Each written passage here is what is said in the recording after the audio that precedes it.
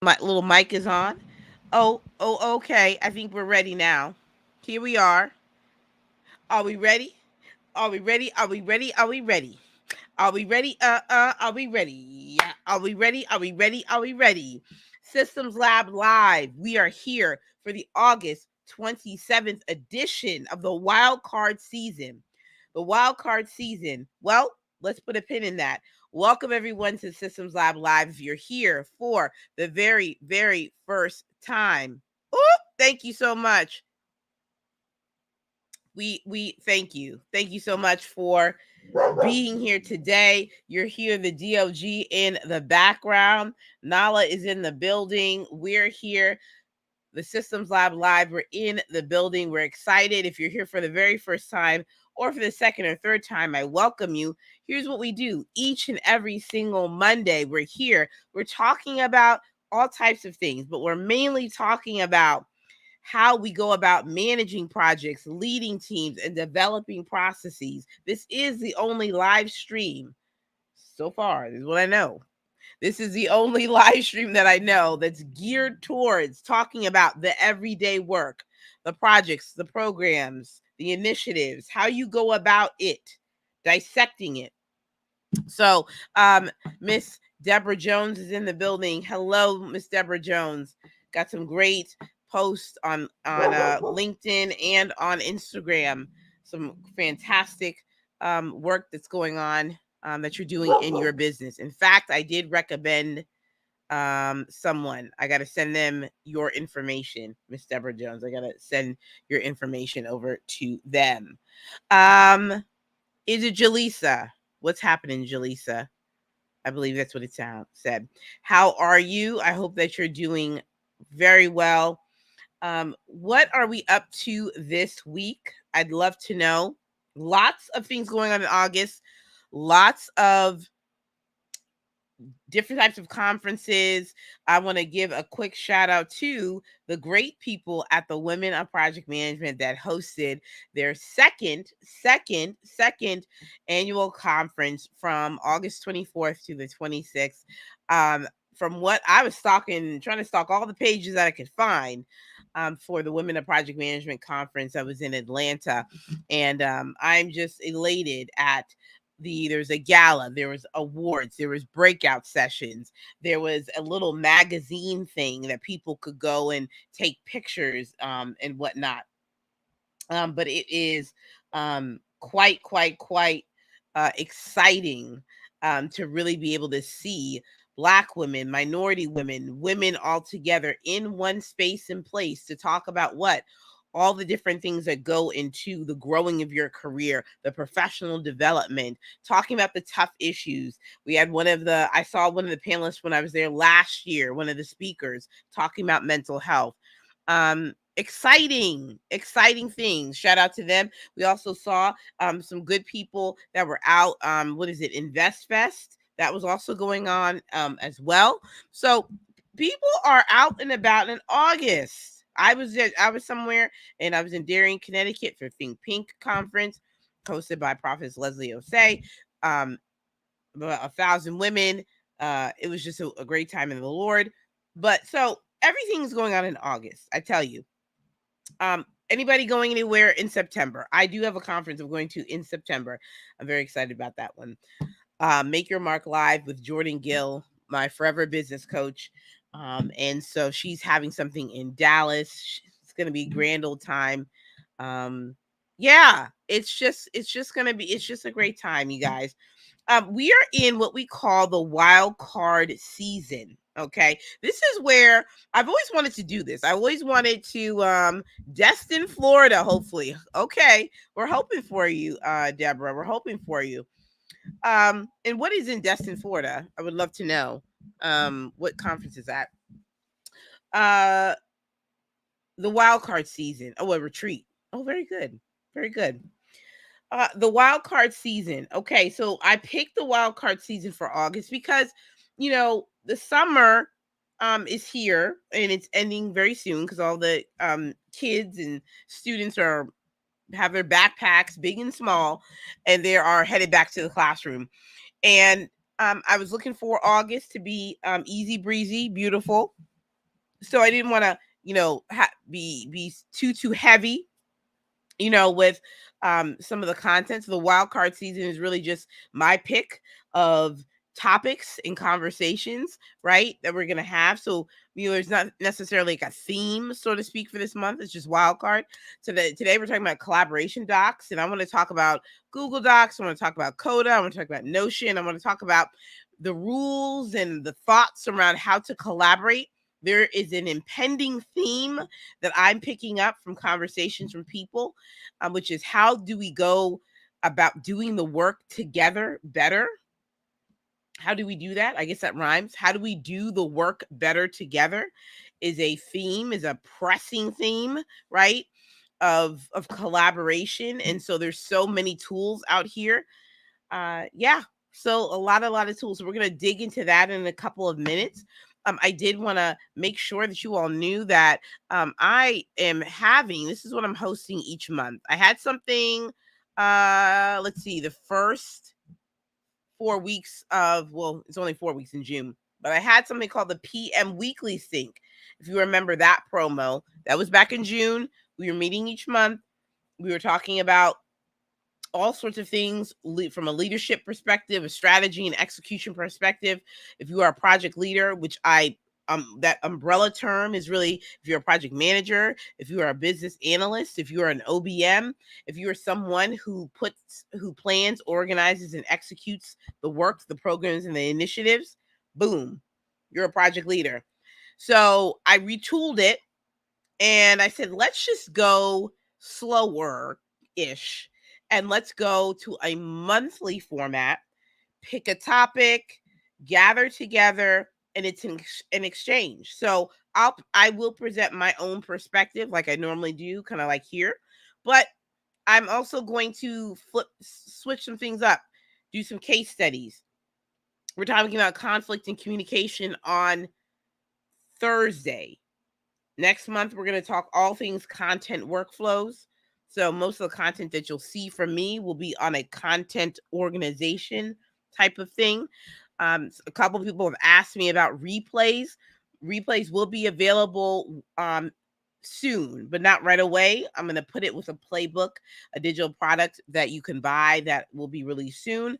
More details on that. More details on a group, a community of sorts of things like that. So working on some really cool things that are going to really be speaking to really the training, the development, and the work in real time.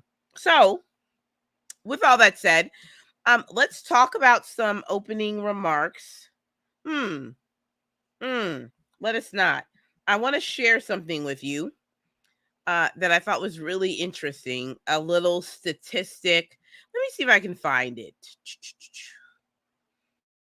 I'm going to see if I can try to find it because I thought it was a really interesting stat. Maybe to my Readwise account. Shout out to the people who have many browsers for many different things. And okay, let me minimize this myself. But what's going on, Jason? But there is a statistic that I saw. Maybe I'll just read it out. To you. I'll bring up the image and see if I can find it. Okay, it's on Workplace. Okay, here we go. It's a screenshot. It's probably much more easier this way. I do have it saved. Okay, workplace conflict. I was doing some research. What's going on, Black Podcasting? Good to see you. There's a statistic out there, and this again, this kind of, I'll be talking about this in my conflict and communication webinar or training or workshop, if you would call that, on Thursday. But I want you to react to this. 56 of employees who have experienced conflict at work reported that it led them to stress, anxiety, and or depression. 49% of employees see clashes between personalities as leading cause of workplace conflicts. That's 49%. And then 33 find heavy workload without enough support as the main conflict trigger. So there's three types of conflict. It is experiencing 55% of employees that experience conflict, it led to stress, anxiety, and depression. 49% say that employees they believe that clashing personalities are the cause of conflict in the workplace, and then having a heavy workload without support can lead to conflict. Now, I thought for this particular statistic that was put out there, I thought the workload would be heavier, 33%. Now I have to go back and see like what the full report of that was, but I thought that was interesting, right? I think that, I mean, to be honest, any type of someone said none of the above. Come on, come through. We'll come through and type your response. This is, tell us about it. None of the above. Oh, I love that. I'd love to hear more about that. Now, what's so interesting is that, um, okay, the conflict at work. No, these are some crazy people in these companies, some of these companies. Yes, I do believe so. I think that the way in which you're right about that, Deborah. I believe that this particular report that came out with these stats, I think it's correct, right? I think definitely having conflict, and that could be because there's personality issues. I think it could be because you got people who don't know how to manage or lead. I think it's also due to there's not enough there's a lot of workload, but there's no support. I think that leads to a lot of conflict. Yeah. I didn't really find, like I said, I thought the workload one would be a little bit higher, but I think that's on point, right? I think also lack of direction. I think scope creep, right? If we're thinking about it from the perspective of all these things, conflict from being competent while others aren't is more of an issue that I've encountered. Oh, okay. Conflict from being competent while others aren't. Oh, okay. Oh my. So dealing with people whose competency level they may not be able to understand, that could be an issue. Yeah, that could be an issue. Um I mean, and I guess that could be possibly like a skill thing, maybe. It depends. I think it really depends. Conflict is in the expectation of a company is one. They want commitment, but they don't reciprocate. Yeah, I think you're absolutely right. I like that comment, Deborah, because I think for some of the companies that that we have now, um, yeah, I think there's an expectation of you do the work, you do a lot of work, you may not get properly compensated or not have the right support. And then when you want to either elevate or ask for the support, then there is no commitment. And that could be on various levels. You could be someone that is, a leader that needs support, and the company's not willing to give you money or resources. All of it. All of it. I think there's yeah, there's a lot there. So that's good. Thank you very much for this conversation, because I think it's good for us to kind of talk about this from that perspective. Yeah. Um and so when we talk about this on Thursday, we're not, some of the things I wanted to talk about was walking through a few case studies. A lot of times I know there's a lot with like what are the best practices and things. And I think there definitely will be some things that I will give out, but I know that I think it's really good for us to get an understanding of even like the root of it, right? Like, what was said before, conflict from reasonably holding stakeholders accountable when that hasn't happened in their professional experience. Oh, yeah, lack of accountability. Lack of accountability is one for sure. That's good. Yeah. This is definitely, like I said, I wanted to really go and explore this topic. What's going on, LaShawn? Great to see you. I wanted to explore this topic a lot because I think from my direct messages, from folks that I've worked with and things, I think there is a growing type of what do you want to say? I don't know if it's a trend, but I think that more and more people are coming up against this aspect of like the day-to-day work and the grind and the how can we work best and the churn and whatnot. So yeah, this is really good. Good to see you, LaShawn and Kembray 128. So I think for me, one of the things, one of the tools, I'll say this, not even really a best practice, but for me, a tool that has been super, super um great for me to lock into is the DISC assessment. If you have any behavior assessment, DISC is number one. Number two is Strengths Finders for me. I think the third one, Colby is one as well. There's more. I know there's like a whole bunch, right? But um the DISC assessment is a tool that is really going to, for me, I think, propels you to the next level of leadership, communication, how to work best, how you operate. And it's a game changer. It is something that, for me, I believe that as project leaders, we need to have a DISC assessment. We need to have our team to have the DISC assessment, and it helps us to be able to know how to relate, to speak to one another, how to make decisions, how to communicate, everything in between. What's going on, Brittany D? What's going on? So I think for me, just had a great DISC session that was facilitated last week with my team, and 80% of the people are in the C quadrant, which is conscientious. Like the D, that is like dominant, I is interactive, S is stability, and C is like that conscientious type of individual. And so, we can go, we can spend a good old time on that one. But I think what's interesting about the DISC assessment is, it is not about this is who I am, like this is like an identity thing. This is really about, this is how I operate. This is how, because everybody has the D, the I, and the S, and the C. So you can be more dominant, you could be conscientious, you could have some stability, you could be interactive, but it is the natural way that you go about behaving in interacting.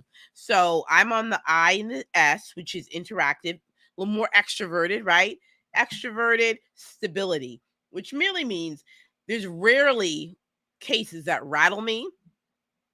You cannot, typically with me, you're not going to rush me. I'm not slow. Like, I'm not necessarily, not that there's anything wrong with like someone that takes their time, but I'm not like, you're not necessarily like waiting on me, so to speak. But I work with a lot of individuals that are in the C quadrant: thoughtful, conscientious, super accurate.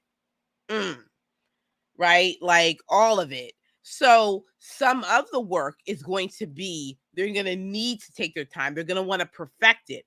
I'm on the I and the stability side. So it's not that I don't have a high S, excuse me, a high C, which I do, but I have a pace.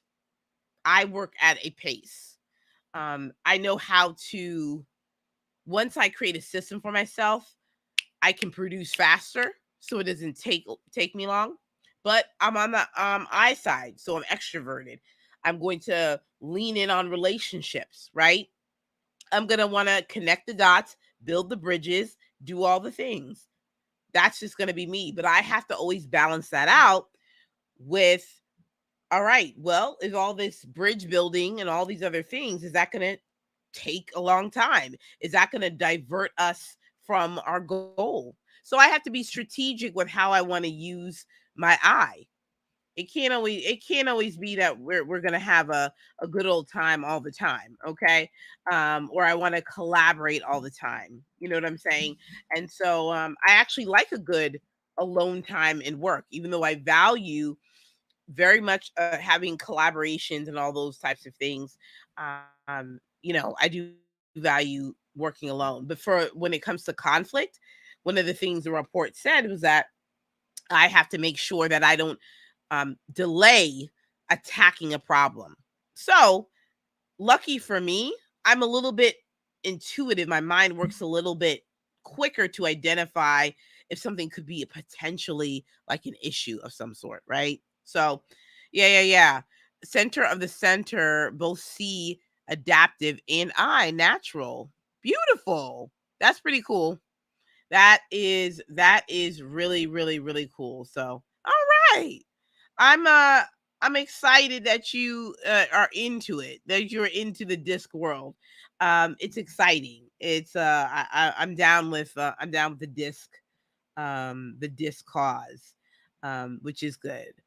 Okay, I want to get into the kind of the topic of the whole topic of the evening, which is really speaking to collaboration docs. We're talking about collaboration docs. I'll share my screen for those of you that want to join later on YouTube. You can. The replay will be up, or if you're on LinkedIn Live, same thing. It'll be on the page itself. But I want to talk a little bit about collaboration docs. I want to talk about this concept of thinking through how to collaborate and what is the best use of the technology, but also the process. And I think for pre-pandemic vibes, right? I think we were very much into being in a conference room and whiteboarding stuff out. And we called that collaboration. And it is collaboration. It is. It's very much collaboration. Like you're whiteboarding, you're coming up with the problem, the issue, and then how you're going to solve it. Typically, you are emailing an attached Word document. Somebody's giving you edits 2 and 3 days later. That is collaboration, right? Okay. Like that's what it is. Okay. As we started to move and evolve, and again, if you think about other types of workplaces and cultures, some people were already doing this. Some people are already working what do you call it, async, right? Async communication, one of my favorite topics, and one of my podcast topics that I broke down in my season, my communication season. We talked about async communication and best practices. Some companies were already doing all the things like async and SharePoint and checking things out and collaboration docs and things like that. That's where, if for me, going into the office, X, Y, and Z, um, being a part of boards and organizations, we would use like Google Docs and we would collaborate that way, right? That's what we would do. And that was really the extent, right? Just put it in a Google Doc. I'll make edits, you'll make edits, right? So now as 2020 has come about, and now we're in this new phase of extreme collaboration, right? Or as I like to call, the art of collaboration, where now it's not just simply just throw it in a Google Doc and let's go. Now we have to be thoughtful a little bit more about how we're going to go about collaborating with people that are in Germany or in South Africa or in London or in California or Minnesota, or in Texas or in Florida or in Canada. Like, you're going to have to think through who you're collaborating with. You're going to have to think through what you're looking to accomplish.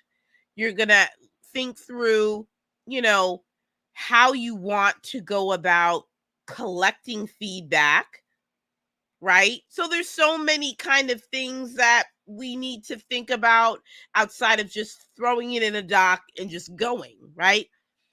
Because of the speed and nature of our work, many of us are working at a rapid pace. Many of us are taking information, creating, whether it is presentations, whether it's project plans, whether it is, preparing for strategic meetings and such. All the things that are going on in terms of the way in which we work, we have to think about, you know, how do we want to collaborate? So there's been some questions I know that I've been a part of, and that people have been asking me, what's the right tool to do X? Now, from a 10,000-foot view, you could always just name a tool and tell people to go about their business, right? Me, myself, and I'm not going to just give you a tool and just keep it pushing. I already have 10 questions by the time that you've either typed it to me. I got a whole lot of questions, right? I want to know, okay, where's the information going to be stored? I want to know who's going to receive it in the end, who's involved. Do decisions have to be made? You know what I'm saying? Where are you in the project plot process? Do you use Slack? What project management tool do you have? What's the end result of what you're looking to accomplish? Did I name like 6 so far? I think I've named like 6 so far of some questions. Put anything in the chat, you guys, that you want to kind of learn about when it comes to these collaboration docs. Take a brief sip of water. So and also too, people are building cool things. People are,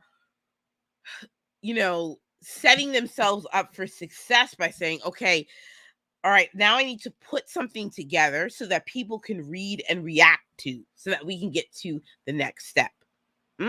So let's name some tools right now, and you guys can name them in the comments, please do, on some collaboration docs. Okay, so easy. Google Docs. We just talked about Google Docs. Hello Google. Hello Doc. And that goes for sheets and, let's see, and slides, docs, slides, sheets. Are there other things? I know there's forms, but I just wanted to make sure. Is that it? I think that's it. Yeah, I think that is it for the Google product suite. Okay. I think that is it. I just wanted to make sure. Yeah, I think those are the main ones. Okay. Docs, Coda. It's this Coda is like my new fave. My new fave. Okay. Love me some Coda. That is an all-in-one doc as well. What do we got here? Oh, and also Google. Well, that's Google Drive that has everything else. I think I named everybody. Someone had a comparison to Office 360. I tell you what. Security features differ between them. Also, what's the commitment of the company to a platform and be able to download and save everything? Should be a migration to a new platform happen? Oh yeah, you definitely got to have like some really good criteria when it comes to adopting tools and platforms. It's not like an easy thing to just say, let's go and adopt X, Y, and Z. You should have, especially if you are a PM, and there's a lot that I know that are looking to convince stakeholders like management that they should go and adopt like a tool, a product of some sort, right? That they should invest in. Yeah, and it's a whole thing, right? You got to really get an understanding of not only the cost, not only like licensing and things like that, but like you said, security, the features, and why it's going to be beneficial to the team. Like, like why should we have a PM tool that's for everyone and not have people do their own thing? Like, and there's many of free tools out there that people can use for the rest of this year and be productive and manage their projects, and it's not a big deal. However, a huge thing with collaboration docs is, and many of these other like PM tools and collaboration these work platforms, I guess you would say. Yeah, what do they call them? Work platforms, whatever you want to call them. Work management tools. That's what they're calling them. It is not only the collaboration, it is the visibility and also the transparency. Okay. So a huge thing with the collaboration docs that you want to think about is you want to think about also the transparency piece. Okay. You want to think through the transparency piece. So I know I named a whole bunch of things with the collaboration aspect, all the questions that I would ask. But as you think through what is the best tool to use or what's the best process, you're going to want to think through the visibility and the transparency aspect of collaboration docs. So we mentioned Google Docs, Coda.io, Notion, and again, platform, and all these things. We'll interchange it for tonight just for ease of use. So Notion is essentially wiki pages, okay? And who owns the tool? There you go, right? Ownership is huge, right? In that piece of it.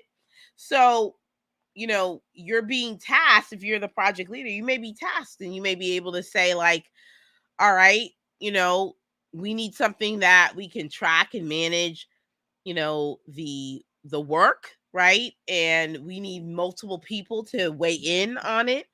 And, let's think of a way. Let's think of a way that we can manage this process.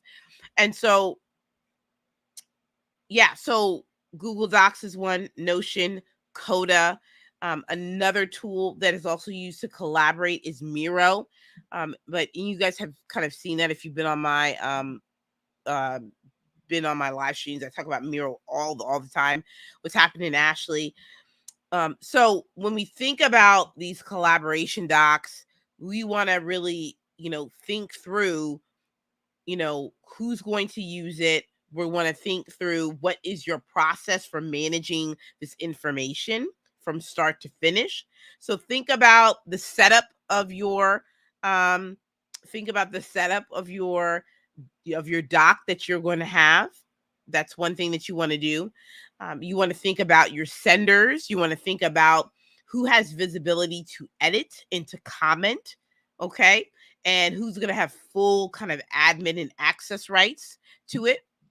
When it comes to making comments on a doc itself, you know, someone had a really great question that I think I would love to know more about it. I never got to dive into it with her, but she wanted to know, how do I track comments? And I said, and she threw out there, I think Google Docs would be a good place for me to start.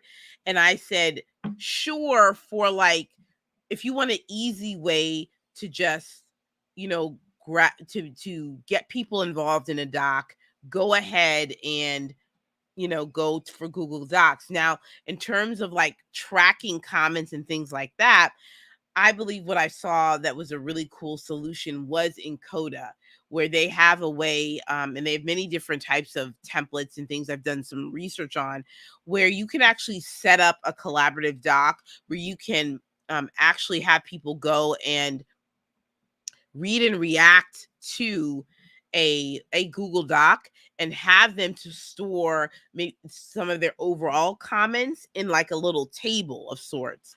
And therefore you can go and track comments there. So I think there's a difference between editorial comments, and then there's a difference between, I think, the comments that are overall remarks about a direction of a document. So we have a comment here to see, and how easy is it able to manage? So I think that is a very good question too. When we're talking about adopting platforms, we're talking about, especially for your teams, whether it's yourself, 3 or 4 or 500 people, you do want to think about how you can easily onboard a team member. That's really something that you should be thinking about, and how you can manage it. Is it scalable? Because Notion is it now. Oh, the team Notion people are going to get mad at that comment now. Not myself, but the team Notion people. I think dependent on the project, the complexity, or the projects, the complexity in the team, I think Notion can work and grow. It's just going to be dependent. Can they do like bigger complex projects that I'm kind of thinking of, like bugs and fixes and like Jira type of things? Probably not, right? Probably not. They probably can't. Are they really great for like your content creators, your podcasters, your sort of life planners and things? Um, yes, they're probably really, really good for that. Anything that has to do with like, I know agencies use it, graphic designers. I think projects that are predictable, I think can work really, really well with Notion. Like um not a lot of what's the word? It can't be too agile, I don't think, for Notion. I don't think I don't think the project can be agile for it to work. Or rather, yeah, I don't think you can. I don't think you can have a project that has too many twists and turns. And yeah. Well, that'd be interesting. I've wanted to do this for a while, and maybe it'll be at a different time to do just a dedicated thing to like platforms and like just go do a deep dive and just go through all the features. But here we are. We're gonna spend some time. I'm gonna share my screen. I'm gonna share and we're gonna go through Google Docs. We'll go through Notion, and yeah, we'll go through Coda too. But we'll go through Google Docs right now, and I definitely want to go through some of the features that I have, like smart chips and things like that I think are really, really neat.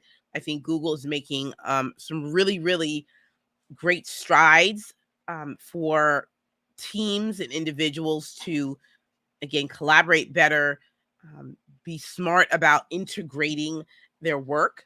One of the things that is, I think, instrumental when we're talking about collaboration docs and tools is, can the information speak to each other? This is where I think that Google could really begin to start to make some waves. And I think this is where their attempt to add the smart chips really start to make the difference. And I will say that I think Notion does a fantastic job of the information coming together for that. So one of the questions that we have is, which systems would you highlight for Agile? ClickUp is great for Agile. Asana is good for Agile as well. Let's see. Um, I think do people use Jira for that? But I cannot vouch for that. But I know that people have used Jira for that. But yes, I would say ClickUp and Asana are really good for the agile, um, for those PM tools. I would also probably say, probably in a few weeks, I'll probably be able to add to the list, maybe like Smartsheet. I'm really interested. Google has a comment and version tracking as long as the functionality is turned on. So what's justification for doing an extra step by using Coda? So this is interesting because I think for many brands, businesses, in organizations and people, the Google Docs will work well and will take you far. Like you're not gonna miss a beat. You're not gonna miss a beat with Google Docs with that. With it, especially when you're talking about version tracking and comments. Just fine. Now, when it comes to pulling in other information, Coda is really good for making sure that you can really pull in Miro. You can also pull in other type of platforms that can really speak to each other. So let me break this down a little bit more.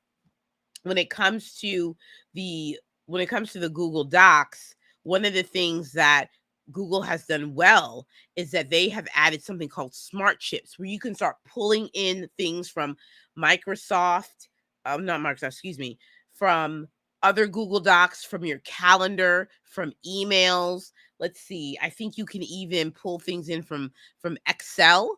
So therefore, information is now speaking and syncing with one another. I think one of the many faults of, or really the steps rather, that Google Docs was behind is the fact that if you were taking notes, for instance, this is a great case study. You're wanting to take notes, and maybe you want to remember something. Okay, maybe you want to remember something. Sometimes it's really good if you're able to tag something, right? Tag something. Maybe you want to tag a task of some sort. Maybe you want to go and reference other previous notes. You know, when you're looking at your Google Docs, you got to really go into each folder, or open up each doc and go and recall the notes. You have to go in and pull them out. Sometimes with some of these other platforms and tools like ClickUp, what you can do is you can be able to even use the ClickUp docs and begin to tag people and begin to add tasks to it. So therefore, you're not necessarily jumping and going from one platform to the other. You're actually all in one tool, and you are able to pull information together to be able to assign tasks and be able to grab information and synthesize accordingly. Now, what Coda does, and Coda and Notion are very similar, even though there's very distinct differences.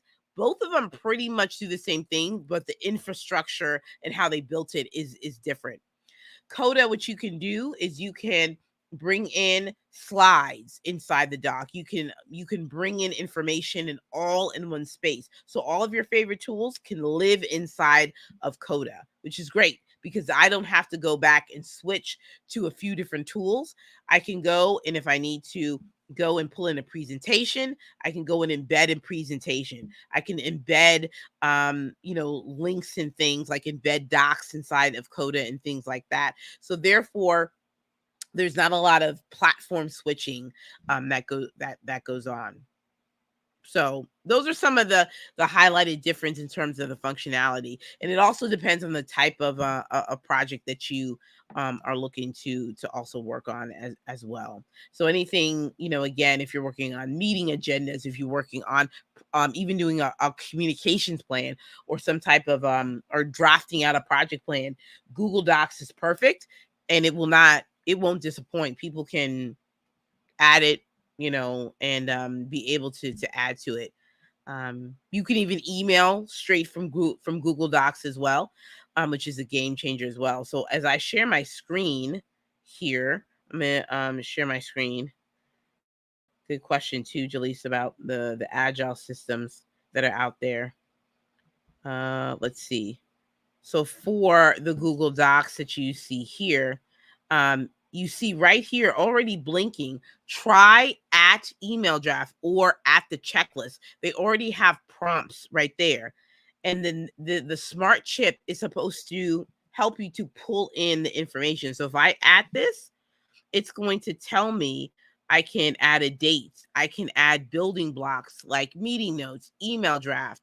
And so what I like about this is they really have the ability. What they're looking to do here is they're looking to pull in information so that you don't have to go and dig for another Google Doc or a Google Sheet. You can pull it in here. So I'm actually just going to see from a files perspective what they want you to do. So I'm actually just going to go right here to yeah, let's do this content strategy thing.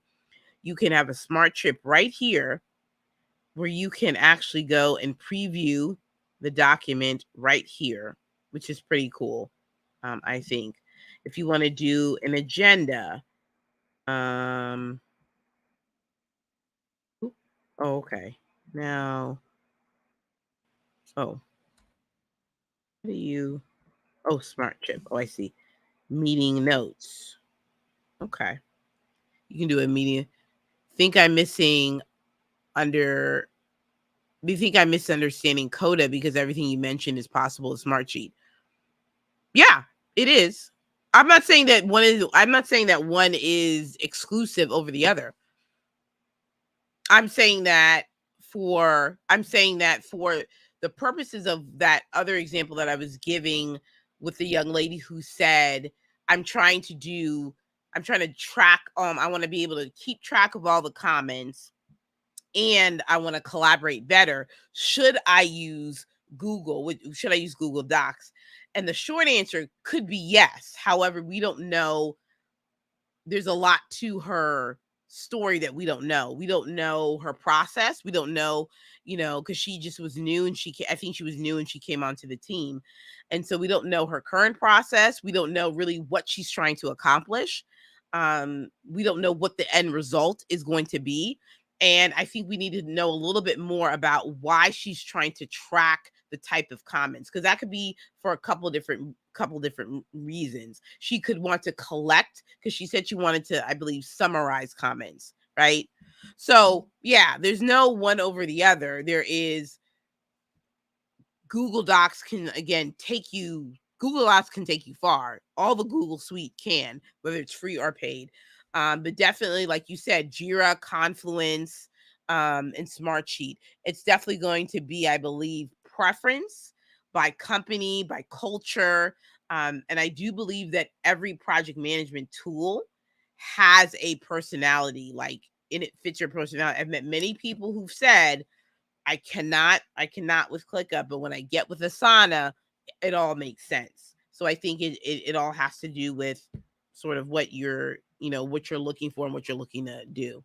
What I'm finding most companies is that people aren't aware of the full potential functionality of the tools that they have. That is correct. That is correct. I think that you do need to make sure that, well, not you yourself, but I think companies should make it their best effort to fully explore what the tool can do before they want to hop onto a different tool. And so many of the times, I will be in sessions with individuals where they are looking to convince their management about adopting a tool, right?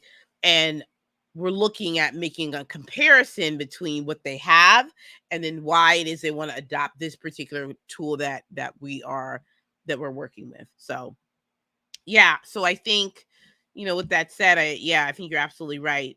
Quiet as it's kept, even though some of the Microsoft products, there's a lot out there that they have in their suite, you know, you could very much, and I've done it before, you can create project plans with Microsoft, and if you are super fancy and you already have worked with Microsoft projects, you can do the same for that as well. Microsoft Project Works, um, even tracking of action items of Microsoft lists, that's something that works too. Microsoft Forms. So there's if you work in that corporate space of all Microsoft, yeah, you could absolutely make Microsoft and Microsoft Teams, you can make it work. Sometimes I think some of those types of tools can be a little bit clunky because, and it all depends on too, if you have, yeah, the full scope, again, like you said, the full scope of what you're working of the actual tool. Do you understand the breadth and the depth of what that tool can do? Yeah, absolutely. Absolutely. So, just like our friend said about Google Docs, there is, like she said, lots of comment and version um, tracking that you can do here. You can see all of the different types of changes as well. So, if you wanted to add, something here where I want to say name, address, let's see, profession right here. And then you can go, and even if you wanted to, you can make this like a heading. You guys have seen this right here on the left hand side. There's for as well. And I am not sure if they even have, do they have a smart chip for the sheets, I wonder? Yeah, yes, the seamless disconnect between MS tools is not as seamless as Google. Yeah, exactly. Absolutely. Yeah. They that's something they're working on. They're working on something called Microsoft Loop. And I think that's going to be something where they're sort of looking to pull in everything. So if you look at tools, they have tasks that you can put in here. I'm trying to look here. What else do they have? Yeah, all of here. You can put files in here as well, a calendar event.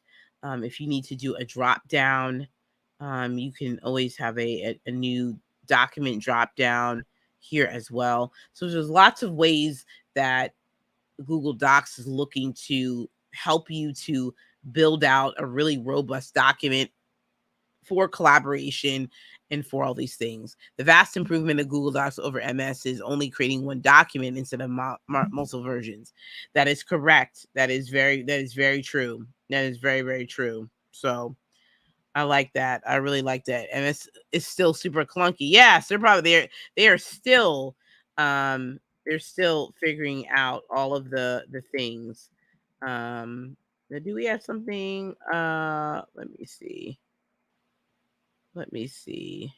Oh, you can even put so you can do a smart chip for um here. You can do a smart chip here um for almost everything. Yeah, you can do it for a task. If you want a task though, hello, and then you can have an assignee. Um you can assign people things. I think that is interesting. That yeah, that you can also use Google Tasks, which that'd be interesting. I don't know if there's people who use, Google Tasks, but that is something to think through, right? You don't have to use everything of every feature. Add-ons. Yeah, I've never been. I don't think they have for tasks. Jira wins for the aggregation of tasks. Yeah, I hear a lot of really great things about. Okay, you can do Miro in here as well. Very good. Hear a lot of really good things about Jira. What's going on, Aaron? Black is the brand. Let's see. You can compare docs. So this is cool. This is just like what Microsoft would do. You could be able to compare docs if you wanted to. So in summary, for what we've been talking about here, when you're thinking about your collaboration docs and you're thinking about, what you want to use, right? You want to think through, the who. You want to think about your end goal. You want to think about, what is the outcome.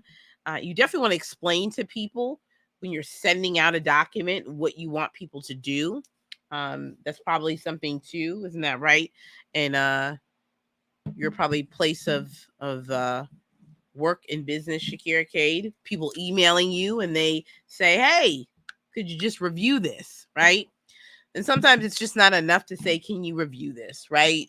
You want to be pretty specific about what you want people to say. So is it just, do you want people to, because I've even told people, go in and just tear up the document. I've written something, blah, blah, blah, blah, blah, right? Like go in and rip it up, right? Some people have even said to me, hey, just wanted to verify, right, that it's okay that I tear up your document. I'm like, please do. I want you to tear up my document. So instructions are crucial, deadlines are crucial, right? And being able to also know too that you don't have to work synchronously, right? Working synchronously doesn't have to be a thing. You can do all of this communication in Slack. You can do it in a PM tool. You can also do it via email if you need to. If you have a mix of like, if people aren't using MS Teams or ClickUp or that type of thing, you can absolutely, send this information off. You'd have to have a meeting about it, right? So that's going to be really cool. And we've talked a lot about like the tools, right? Because nothing's worse than like having a document that's not attached to anything, right? It's just floating out there. So, think about your file structure. Think about where can this document be easily accessible. So you may need to pin it to, if you are, especially if you're in Slack, pin it of some sort. Um, yeah, pin it to the top, tag somebody who needs to review it. put it inside of a task like in ClickUp or Asana, you can do that. Embed the doc, especially, you know, those of you that are, you know, embed or put a link in, that can work in Notion as well. And for these other tools as well. So that's going to be really key. We have 2 minutes left before we kind of close. And then we'll look into, you know, we'll revisit some of these other tools as we break down some of these other project efforts that, you know, we kind of have going on here. What's going on, Lyricist? Great to see you as well. Great to see you as well. Anyone have any questions that they have? There is so much, right? So much to think through. But I think the main thing is this, is that, you know, you being very intentional about the way in which you collaborate. I think, you know, I think we take sometimes for granted that people can read our minds about what we want to do and how it should happen. But you know, that's not the case. You know, that's not the case. I think there's so much intentionality behind what we do, that I think it's really important that we ensure that we are clear about why we're collaborating, what we're looking to accomplish, and how we can best do it. So that's it. That's all that we have. This was awesome. So be sure if you want to watch the replay, please do. And yeah, be sure to stay connected. I have my link in my bio, in my show notes, getting connected to myself, my work, and some of the content and things. So yeah, it was so great chatting with you. Yeah, thank you so much for all of your comments. Look forward to next week. I look forward to next week. So see you guys soon, and have a great rest of the night. Bye. All right, y'all. This has been fun. Make sure you text PM Huddle to 626-722-5444, and we can talk all about conflict and communication. And we'll talk soon. Bye.